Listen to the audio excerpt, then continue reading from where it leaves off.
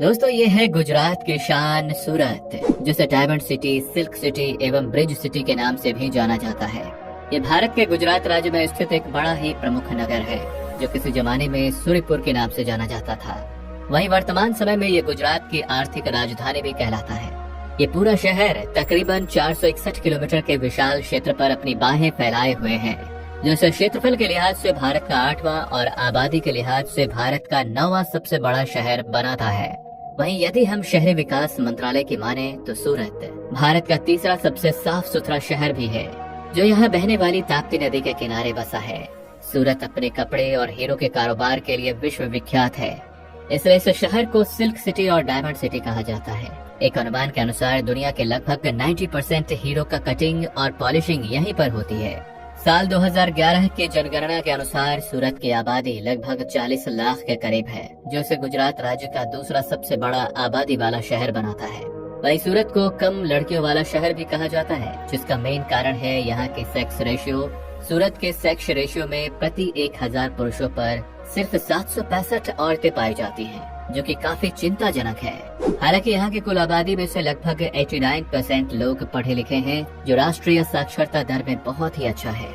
वहीं यहाँ के रहन सहन की बात करें तो यहाँ के लोग काफी खुशमिजाजी और मिलनसार होते हैं, जो रहने के लिहाज से इसे देश के कुछ बेहतरीन शहरों में शुमार करता है। और आइए अब जरा यहाँ की इकोनॉमी और इंफ्रास्ट्रक्चर पर नजर डालें तो इकोनॉमी टाइम के एक स्टडी के अनुसार सूरत हर साल 11.5% की ग्रोथ रेट से आगे बढ़ रहा है, जो 2035 तक जीडीपी के लिहाज से चाइनीज शहरों को कड़ी टक्कर दे सकता है।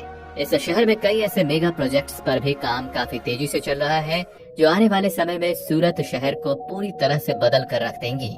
इसके अलावा यहाँ के बढ़ते टूरिज्म सेक्टर पर भी खासा ध्यान दिया जाता है, क्योंकि औद्योगिक शहर होने के चलते सूरत शहर की बड़ी आबादी प्रवासी है, जो देश के अन्य राज्यों से यहाँ रोजगार की तलाश में आते हैं, अथवा यहाँ प्रवासियों की संख्या का असर यहाँ के बोलचाल पर भी दिखता है।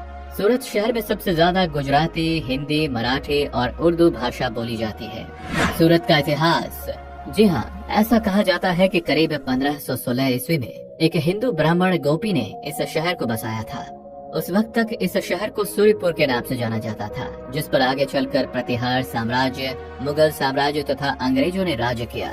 तत्कालीन वर्ष के ठीक 2 वर्ष पूर्व में पुर्तगाली यात्री दुआर्ते बारबोसा ने सूरत को एक महत्वपूर्ण बंदरगाह के रूप में चिन्हित किया था, जहाँ के समुद्री मार्ग से देश के बाहरी हिस्सों में व्यापार किया जाता था।